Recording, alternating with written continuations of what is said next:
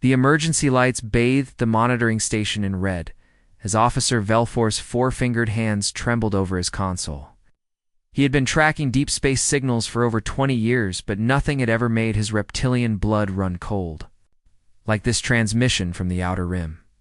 The signal crackled with static, breaking apart every few seconds. Velthor adjusted the frequency filters, trying to piece together the message.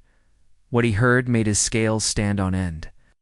Through the interference came desperate voices speaking in the common galactic tongue, but with that distinctive, harsh, an accent that could only belong to one species. Mayday, Mayday, ... Mining Station Epsilon 7. Under attack by ... Deathworlders ... Count at least 300 vessels. They came out of nowhere. The transmission dissolved into screaming static before continuing. Fleet composition unknown. Never seen ships like these, requesting immediate council intervention. They're jamming our communications. Veltharis' tail lashed nervously. As he ran the signal through the translation matrix, the term Deathworlders appeared 17 times in the fragmented message. His claws clicked against the console as he enhanced the audio, hoping he had misunderstood.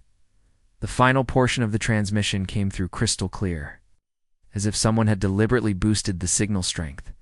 They're everywhere. Deathworlders are coming. Within minutes, Ambassador Crystal arrived at the monitoring station, his flowing robes rustling as he moved with the fluid grace of his people. The ethereal confederation had maintained galactic peace for over 5 centuries. And Crystal prided himself on his diplomatic solutions to every crisis. "Show me this alleged transmission," Crystal said, his voice carrying the musical tones that made his species natural negotiators. He reviewed the decoded message with dismissive clicks of his elongated fingers. Impossible. Absolutely impossible. Velthar shifted uncomfortably in his chair. "Sir, the signal originated from Kepler 442. That's definitely within the quarantine zone perimeter. Officer Velthor, let me remind you of basic galactic history." Crystal's tone became condescending. The humans were successfully contained to their single homeworld 3 centuries ago after the Terra incident. Their primitive aggression was deemed too dangerous for galactic society. They barely achieved basic faster-than-light travel before we implemented the containment protocols. "But sir, what if they've been developing what?" Crystal interrupted. "They're Deathworlders, yes, but they're also isolated on a single planet with limited resources. Our intelligence reports show they possess perhaps a dozen crewed spacecraft, suitable only for system-wide transport. The idea that they could field an entire fleet is laughable." Velthar pulled up the tactical display showing the Kepler 442 system. "Sir, the mining operation there employs 50,000 Vorthon civilians. If this transmission is accurate, ... quotes if officer, a very important word." Crystal studied the display with growing irritation. It's more likely this is either a hoax transmission, designed to create panic, or perhaps pirates using stolen human technology to disguise their activities. The communications console chimed again. Another transmission from the same sector, this one even more distorted. Velthar's hands flew over the controls, trying to clean up the signal. What emerged made both officers freeze. "Council stations. Can anyone hear this? The mining platform is gone." Ow. They vaporized it in seconds. ... Ships moving toward the inhabited worlds. ... Estimate arrival in 6 hours. For the love of the ancients, they're heading for the core systems. The transmission ended with an electronic shriek that suggested the broadcasting station itself had been destroyed. Crystal stared at the console in stunned silence, his earlier confidence evaporating like mist. The grand chamber of the galactic council buzzed with nervous energy as representatives from 12 worlds gathered in emergency session. Holographic projections flickered to life above the central dais, showing star maps and tactical readouts that painted a picture no one wanted to believe. General Morkith, a battle-scarred veteran whose species had evolved from predatory hunters, paced around the tactical display like a caged animal. His 6 eyes studied the data streams flowing in from the Outer Rim, each report more disturbing than the last. The Kepler 442 system had gone completely dark 3 hours ago, with no communications getting through the interference. This makes no sense, Morketh growled, his voice carrying the low rumble that made other species instinctively step back. Our latest intelligence reports from 6 months ago showed the humans had maybe 12 functional spacecraft. Crude things, barely held together with primitive fusion drives. How do you go from 12 ships to what our sensors are detecting as hundreds? The holographic display showed the last confirmed images from the mining colony before the blackout. Massive ships filled the view screen, their designs unlike anything in the Council databases. They were angular and brutal, covered in what looked like armor plating welded over hull sections. No elegant curves or artistic flourishes like proper galactic vessels. These ships looked like they were built for one purpose only. War, Counselor? Yethra, whose people prided themselves on logical thinking, studied the images with her large compound eyes. Her insect-like features twitched as she processed the visual data.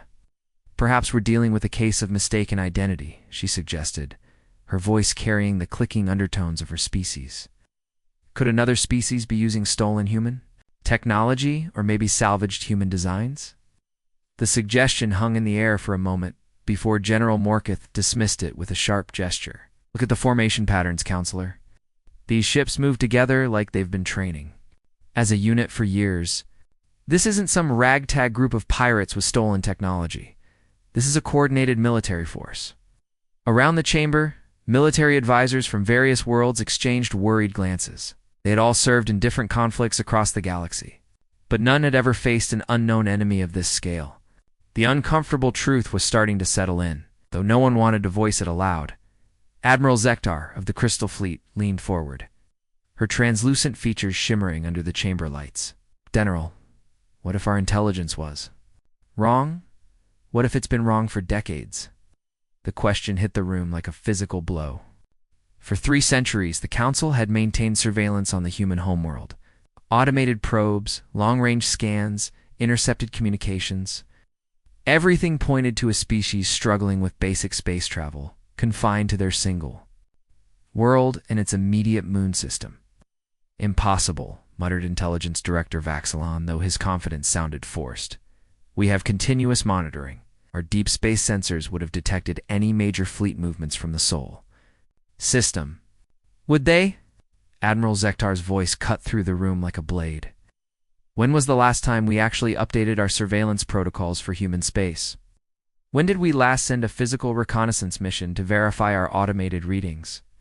The silence that followed was deafening. One by one, the military leaders realized they had been relying on 300-year-old assumptions about human capabilities. General Morketh slammed his fist against the display console, causing the holographic images to flicker.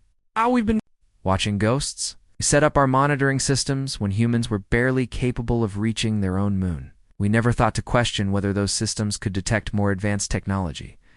The implications were staggering. If humans had been developing their fleet capabilities in secret, using technology the Council couldn't detect, then everything they thought they knew about the quarantine was wrong. The familiar blue-white flash of hyperspace transition faded as Captain Wyden's scout fleet emerged at the edge of the Kepler 442 system. What greeted them defied every expectation and challenged 3 centuries of galactic understanding. Sweet ancestors, whispered Navigator Kreshta, her voice barely audible over the bridge's humming electronics. Captain, you need to see this. Loden stepped forward to the main view screen, his reptilian features hardening as the tactical display came online. Spread across the space around the mining world like a metallic web were hundreds of ships. Not dozens. Not scores. Hundreds. The vessels hung in perfect formation. Each one roughly the same size as a Council heavy cruiser, but built with an aesthetic that made Zoldan's military mind recoil. Where Council ships featured smooth curves and elegant lines that spoke of advanced engineering, these human craft looked like they had been hammered together in a forge. Thick armor plating covered every surface. Welded joints were visible even at this distance, and weapon ports dotted their holes, like the eyes of some massive predator. Tactical analysis, now Zoldan ordered, his voice steady despite the ice forming in his stomach. His tactical officer, a young Velkari named Heshtu, worked frantically at his console. Captain, I'm reading energy signatures I've never seen before. The computer is trying to classify their weapon systems, but it keeps coming back with error messages. These ships are generating power readings that shouldn't be possible with their apparent mass. Zoldan studied the formation more carefully. The human ships weren't just randomly scattered around the mining world. They were positioned in a complex three-dimensional grid that provided overlapping fields of fire and mutual protection. It was the kind of tactical positioning that required years of training and coordination.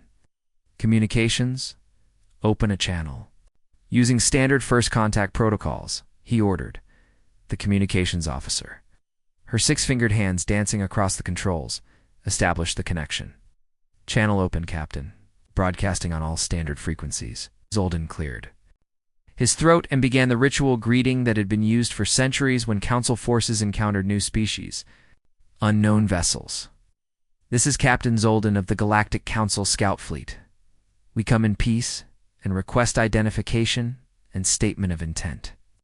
Please respond on this frequency. Response came so quickly, it was almost as if the humans had been waiting for the transmission. No delay, no consultation with their superiors, no request for clarification. It's just a single word that cut through the bridge's silence like a blade. The word came across all frequencies simultaneously, broadcast with such power that it overrode every other signal in the system. It wasn't shouted or delivered with emotion. It was stated as a simple fact, like announcing the time of day or the color of the sky. Zoldan felt his crew's eyes turning toward him, waiting for his response. In his 30 years of service, he had negotiated with hostile species, dealt with territorial disputes, and even survived the crystalline wars. But he had never encountered an enemy that opened communications with a demand for "Your message," he transmitted back, buying time while his tactical officer continued analyzing the human fleet. Captain Heshtu whispered urgently, "I'm detecting massive energy buildups in at least 40% of their ships. Whatever weapons they're carrying, they're powering them up." The human response came again, exactly the same as before. No explanation, no negotiation, no diplomatic pleasantries. Just that single, terrifying word. Surrender, Zoldan realized, with growing horror that the humans weren't interested in talking. They had already made their decision about how this encounter would end. The only question was whether the Council scouts would comply or force the issue. Looking at the overwhelming number of ships surrounding them, Zoldan began to understand that they might not have a choice. For 6 agonizing hours, Captain Zoldan's diplomatic team worked desperately to establish meaningful contact with the human fleet. They transmitted everything in their diplomatic handbook: peace treaties from successful negotiations, cultural exchange proposals, trade agreements even, offers of medical assistance. The standard protocols that had resolved conflicts for centuries fell on deaf ears. Communications. Officer Velsha wiped sweat from her scaled forehead as she adjusted the transmission frequencies again. "Captain, I've tried every diplomatic channel. We have standard greeting protocols, emergency peace signals, even the ancient harmony codes that predate the Council itself. Nothing gets a response." The human ships remained in their perfect formation, silent as tombstones. Occasionally, the Council sensors would detect brief energy pulses between the vessels. Toward the scout fleet. "Maybe they don't understand our languages," suggested Navigator Kreshta, though her voice lacked conviction. "The quarantine has been in place for 3 centuries. Their linguistic development might have diverged from galactic standard." Zoldan shook his head, studying the tactical display. "No, they understood us perfectly when they said surrender. They're choosing not to respond. The question is, why?" Blinking in sequence. "Captain, I've been monitoring their formation patterns. These ships move with mathematical precision. Watch." He highlighted several vessels on the display. Every 17 minutes, 3 ships adjust their positions by exactly 0.3 degrees. It's not random patrol movement. It's a deliberate pattern. Kind of pattern? Not sure, but it's incredibly sophisticated. The level of coordination suggests either advanced artificial intelligence or crews trained to work together with absolute precision. As if responding to his words, 3 human vessels suddenly broke formation. The movement was so fluid and synchronized that it looked like a dance choreographed by a master artist. The ships moved with purpose, accelerating toward the Council. Scouts with speeds that made Zoldan's tactical officers scramble to recalculate their capabilities. Evasive maneuvers, Zoldan ordered. All weapons to ready status. But before his helmsman could respond, every system on every Council ship simply stopped working. Not damaged, not destroyed, just switched off. The lights remained on. Life support continued functioning. But weapons, engines, and defensive systems all went dark simultaneously. What just happened? Zoldan demanded, rushing to the tactical station. Heshtu's hands flew over his console. But the displays showed nothing but error messages. Captain, it's like someone just reached into our systems and flipped switches. Our weapons aren't damaged, they're just not responding to commands. Same with the engines. Everything is intact, but we have no control. The 3 human ships had positioned themselves in a perfect triangle around the scout fleet, close enough that their crews could have waved at each other through the viewports. The precision was terrifying. They had approached, disabled an entire fleet, and taken position without firing a single shot. Then, for the first time in 6 hours, a human voice filled the bridge. It was calm, professional, and spoke in perfect galactic standard, without any trace of accent. Council vessels, you have 72 hours to evacuate all non-combatants from this system. This includes the mining station personnel, research teams, and any civilian contractors currently in the Kepler 442 system. This is your only warning. The voice paused, and Zoldan could hear the subtle background hum of the human ship's systems. Advanced systems, he realized. It's far more advanced than anything in the Council databases. No? Your ships will be released once you acknowledge this message and begin evacuation procedures. Any attempt to contact Council military forces will result in permanent communication blackout. Any attempt to establish weapons lock will result in the immediate destruction of your vessels. You have 72 hours. The transmission ended with a soft click, leaving the bridge in stunned silence. Zoldan stared at the tactical display, watching the 3 human ships maintain their perfect formation around his helpless fleet. In 30 years of military service, he had never felt so completely outmatched. The war room aboard the Council flagship buzzed with activity as Admiral Cathara reviewed the incoming reports from Captain Zoldan's disabled scout fleet. Her silver hair gleamed under the command center's lights as she studied the tactical displays, her expression growing darker with each passing minute. Deathworlder uprising, she muttered, her voice carrying the authority of someone who had commanded fleets for over 4 decades. After 3 centuries of peace, they think they can challenge the established galactic order. Admiral Cathara was not someone to be taken lightly. Her people, the Catharian race, had evolved as apex predators on a world where only the strongest survived. She had earned her position through merit, leading the Council forces to victory in the brutal Crystalline. Wars that had threatened to tear the galaxy apart 20 years ago. Under her command, the pride of the Galactic Council had never tasted defeat. The fleet she commanded represented the pinnacle of galactic military engineering. 200 state-of-the-art vessels, each one a masterpiece of technology and firepower. The crews came from 12 different species, all trained to work together. As a unified force, Catharian heavy cruisers with their devastating plasma cannons, Valkyrie destroyers built for speed and precision strikes, massive Thorian battleships that could crack moons, and the elegant but deadly ethereal interceptors that could dance through enemy formations like ghosts. Ma'am, her tactical advisor, Commander Rixpaul, approached with a datapad. The preliminary analysis of the human fleet composition is ... concerning. Cathara took the pad, her predatory eyes scanning the information. Concerning how? Intelligence estimates were completely wrong. Captain Zoldan's sensors detected over 300 vessels before his systems were disabled, but that was 6 hours ago. Long-range scans suggest the number has increased significantly. Increased how? Are they calling in reinforcements? Commander Rixpaul's normally confident demeanor faltered. Ma'am, we don't think they're reinforcements. Revealing themselves, Kethra felt a chill run down her spine. An enemy that could hide an entire fleet from Council sensors was not an enemy to underestimate. But she had faced impossible odds before and emerged victorious. "Then we'll show them what happens when primitives challenge a superior force," she declared. "Signal the fleet." We jumped to Kepler 442 in 1 hour, full battle formation. The journey through hyperspace felt longer than usual, tension building. Throughout the fleet, as reports continued to filter in from the target system, even Admiral Kethera's iron composure cracked. The human fleet had grown to over 600 vessels. "By the ancient gods," whispered her navigation officer, Valthera. "Where did they all come from?" The tactical display showed the impossible truth. The humans had completely surrounded the star system, not just the mining world.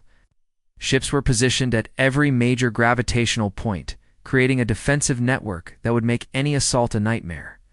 They had turned the entire system into a fortress. Admiral Commander Rixball's voice was tight with worry. "They're not just defending the mining world anymore.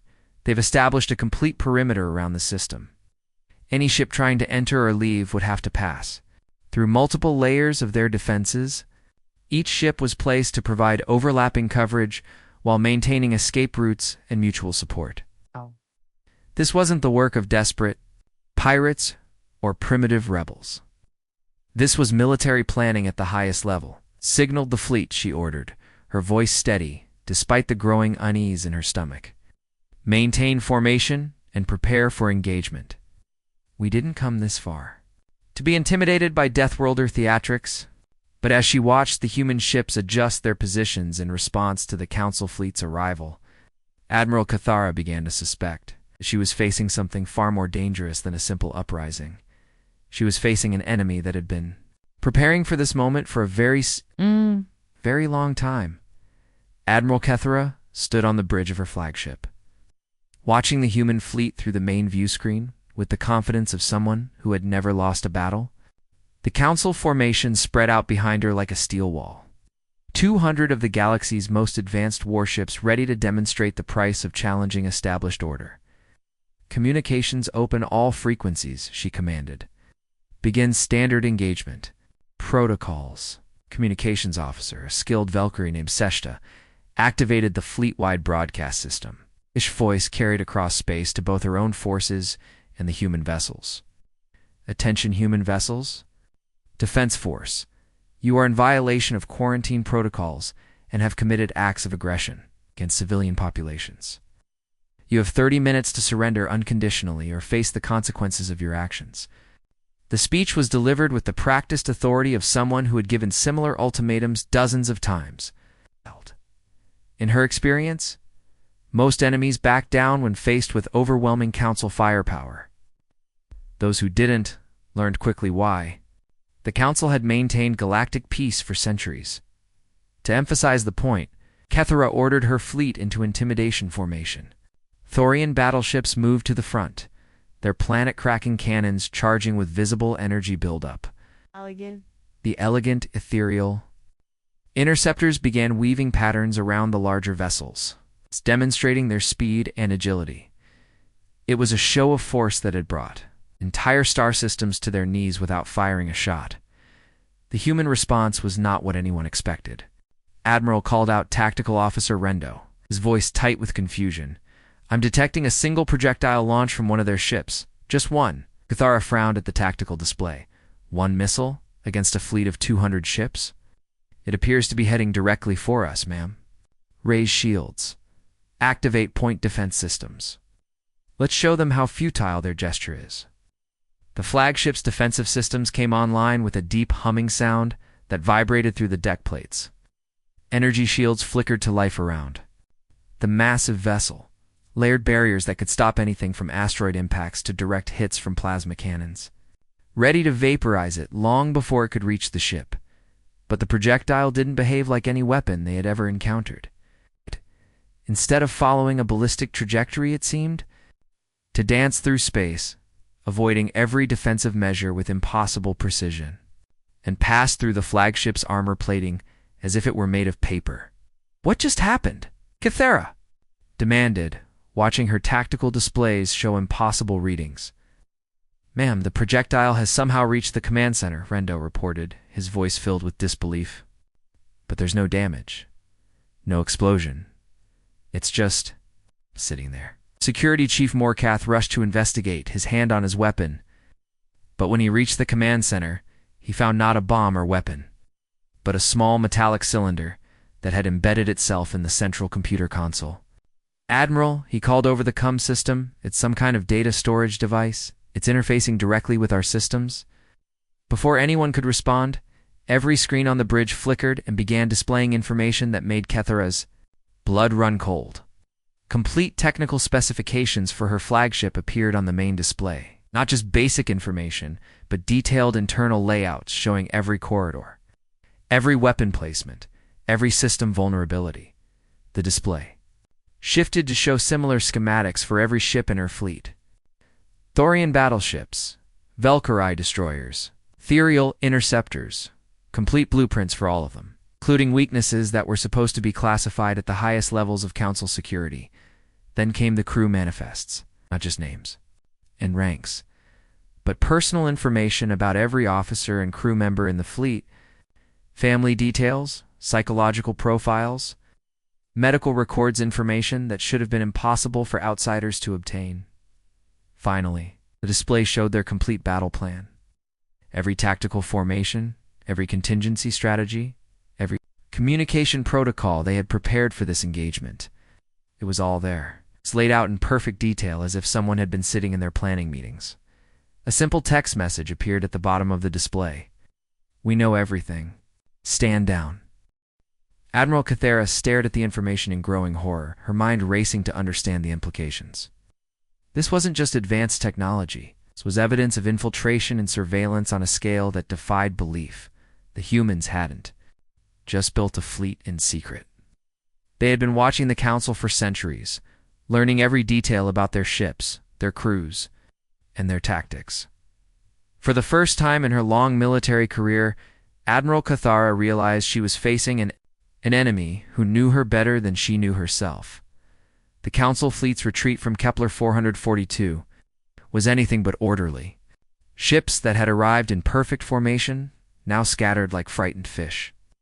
Their crews struggling to understand how their technological superiority had been turned into a liability in mere minutes. Aboard the flagship, Admiral Kethara sat in stunned silence as her intelligence teams worked frantically to decode the intercepted human communications they had managed to capture during the brief encounter. What they discovered would shake the foundations of galactic civilization. Security. Chief Dorvac burst into the Admiral's private briefing room, his normally composed features twisted with disbelief. His forearms carried multiple data tablets, each one displaying information that painted an increasingly horrifying picture. "Admiral, you need to see this immediately," he said, his voice barely controlled. "The intercepted communications. They're not just tactical chatter. They're status reports from operatives embedded throughout Council space." Kethara looked up from her own analysis, exhaustion evident in her eyes. "Embedded operatives? What are you talking about?" Dorvac activated the room's holographic display, showing a three-dimensional map of Council territory. Red dots began appearing across the map, each one representing a location mentioned in the human communications. There were dozens of them, then hundreds. Soon the entire map was covered in a web of red indicators.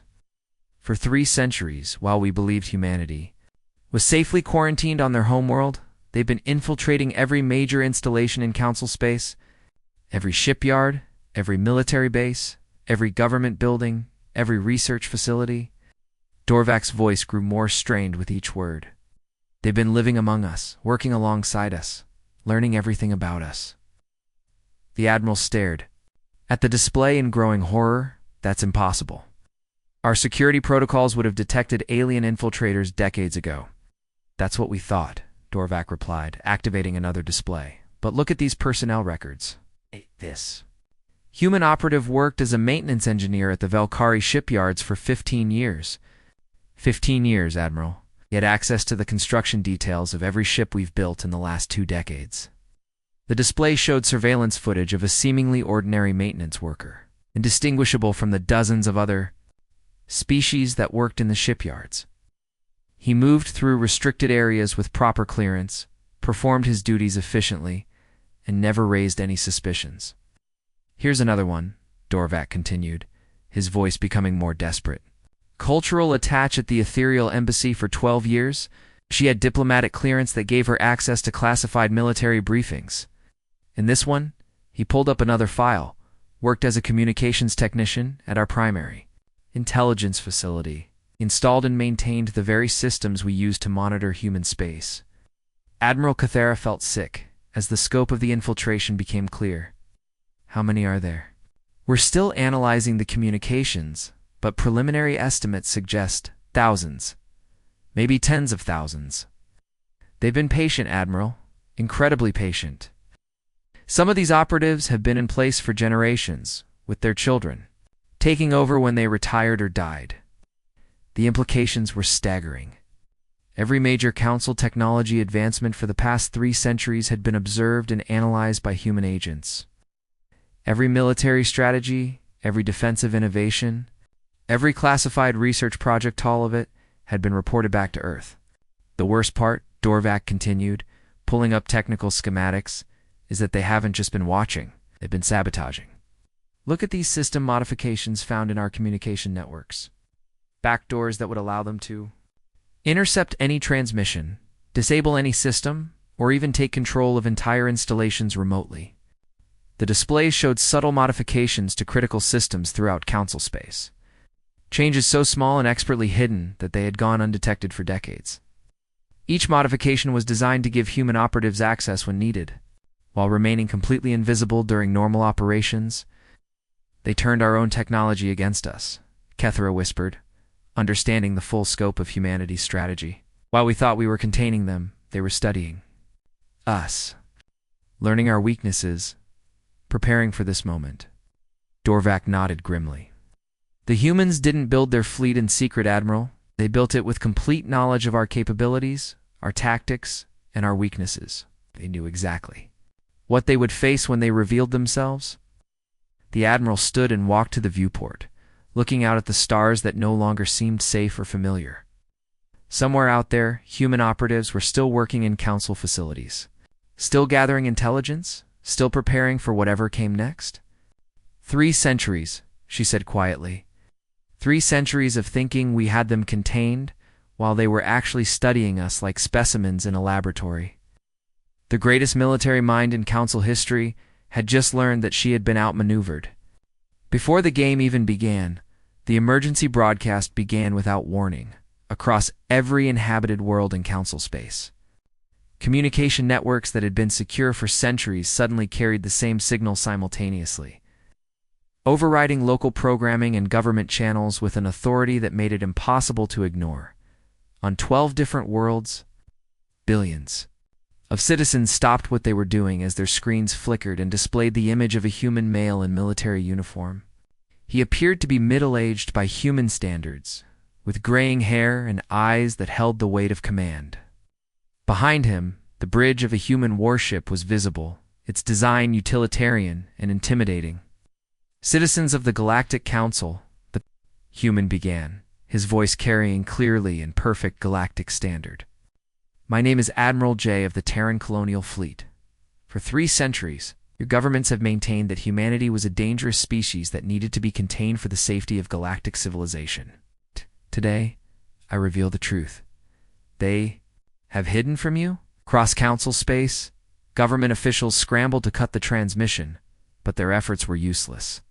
The signal was being broadcast through their own communication infrastructure, using access codes and system backdoors that shouldn't have existed. On the ethereal homeworld, Ambassador Crixtal watched in horror as his own communication center displayed readings showing the broadcast was coming from inside their most secure facilities. The humans weren't just hijacking their networks, they were broadcasting from within them. The mining facility at Kepler 442 was not extracting rare minerals, as your governments claimed. Admiral J continued, his tone remaining calm and professional, despite the explosive nature of his words. It was a weapons development facility designed to create planet-killer devices capable of sterilizing entire worlds. This project was conducted in direct violation of the Galactic Accords that your own council helped establish. The Admiral paused, allowing the implications to sink in across billions of minds. Planet-killer weapons had been banned for over 1,000 years, their very existence considered a crime against all life in the galaxy. As evidence of this claim, we now transmit the complete files obtained by our operatives who have worked within your institutions for generations. What followed was a data dump that overwhelmed every major news network in Council space. Technical specifications, budget allocations, progress reports, and correspondence between high-ranking officials, all of it pointing to a secret weapons program that had been developing tools of genocide under the cover of civilian mining operations. On the Catherian homeworld, civilian populations watched in shock as their screens showed detailed blueprints for weapons designed to crack planetary crusts and boil away atmospheres. The documents bore the signatures of their own military leaders, officials they had trusted to protect them from external threats. These weapons were not being developed for defense, Admiral J explained, as the evidence continued to stream across every available channel. Internal communications make it clear that they were intended for use against any species that challenged Council authority, including humanity, should we ever break free from our enforced isolation. Panic began spreading through the populations of Council worlds. Citizens who had supported the human quarantine as a necessary safety measure suddenly realized their own governments had been preparing instruments of mass extinction. The moral foundation of Council authority began cracking under the weight of revealed hypocrisy. Therefore, Admiral J continued, we present the following non-negotiable demands to the Galactic Council. First, immediate and complete dissolution of all quarantine protocols that have confined humanity to our single star system for 3 centuries. The transmission showed images of human families, children who had never seen another star, scientists whose research had been limited by artificial boundaries imposed by alien governments. The human cost of the quarantine became personal and immediate. Second, we demand reparations for 3 centuries of forced isolation. Your governments have denied humanity access to galactic trade, scientific exchange, and cultural development, while secretly preparing to destroy us if we became inconvenient. Third, humanity demands equal representation in galactic governance. We will no longer accept decisions about our fate being made by others in closed chambers. Admiral J's expression hardened as he delivered his final words. You have 30 standard days to begin implementation of these demands. Failure to comply will result in the immediate release of all intelligence we have gathered about every Council government over the past 3 centuries. Your citizens deserve to know what their leaders have been doing in their names. The transmission ended as abruptly as it had begun, leaving billions of stunned citizens across 12 worlds to contemplate a new reality. The humans weren't just breaking free from their quarantine, they were holding the entire Council accountable for centuries of deception. In government buildings across Council space, emergency sessions began as leaders realized they were facing a crisis that threatened not just their authority, but their very survival. The Grand Assembly Hall buzzed with nervous energy as representatives from across the galaxy took their seats for the first session of the reformed Galactic Assembly.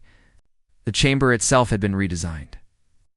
With the old Council's elevated central platform, placed by a circular arrangement where all species sat as equals, Ambassador Min stood at the human delegation's podium, a position that 6 months ago would have been unthinkable. The middle-aged diplomat wore simple formal attire that contrasted sharply with the elaborate robes and ceremonial garments of other species. His calm demeanor reflected the confidence of someone representing a civilization that had just reshaped galactic politics forever. Fellow representatives, Min began, his voice carrying clearly through the chamber's advanced acoustics. 6 months ago, many of you viewed humanity as a contained threat, a species too dangerous to participate in galactic civilization. Today, we gather as equals in a new order built on transparency and mutual respect. The ethereal representative Velteron shifted uncomfortably in his seat. The elegant being who had once dismissed humans as primitive now found himself got a caring governance with the very species his people had sought to contain.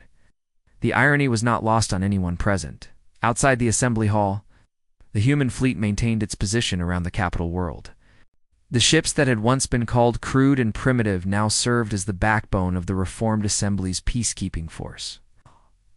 Their angular armored hulls and welded construction had initially been seen as evidence of inferior technology. Now, every species understood that those ships represented something far more dangerous than advanced engineering. They represented centuries of careful planning and preparation. The transformation of our galaxy did not happen overnight, Min continued, gesturing to the viewing screens that showed the peaceful human vessels outside. What you witnessed at Kepler 442 was the culmination of 300 years of patient work.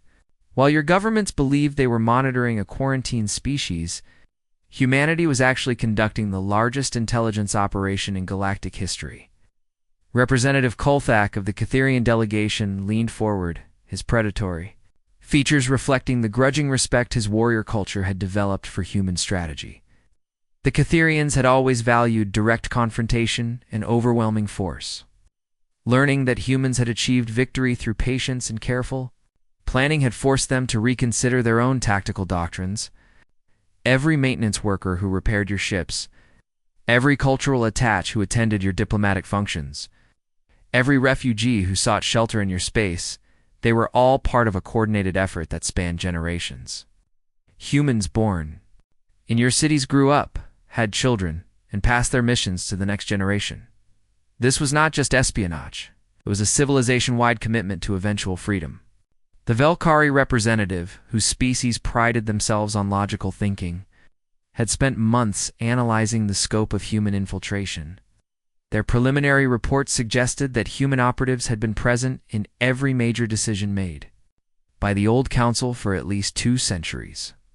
The level of coordination required for such an operation challenged everything they thought they knew about organizational capability. The weapons facility at Kepler 442 was just the beginning, Min explained, his tone becoming more serious. Our operatives have documented corruption, illegal weapons programs, and suppression of technological development across multiple star systems. The Old Council's authority was built on secrets and fear, not the consent of the governed. Through the chambers, viewing screens, representatives could see the results of the new order. Trade routes that had been restricted for centuries were now open, allowing unprecedented cultural and scientific exchange. The technological innovations that had been suppressed by the Old Council were being shared freely among member species. But perhaps most importantly, Min said, his voice carrying the weight of historical significance, we have learned that survival in this galaxy requires more than advanced technology or military might. It requires the patience to plan for centuries, the ingenuity to turn disadvantages into strengths, and the wisdom to know when to reveal your true capabilities. The human ships outside the assembly hall represented more than just military power. Their defensive technologies, developed in secret over 3 centuries, had made large-scale warfare economically impossible. Any species attempting to restart the old patterns of conquest would find their weapons ineffective against human defensive systems. As Min concluded his address, every representative in the chamber understood the fundamental shift that had occurred. The species they had once dismissed as primitive Deathworlders had not just joined galactic civilization, they had become its guardians. The humans had proven that true strength came not from the ability to destroy, but from the patience to build something better. The galaxy had learned, perhaps too late, that underestimating human determination was the most dangerous mistake any civilization could make.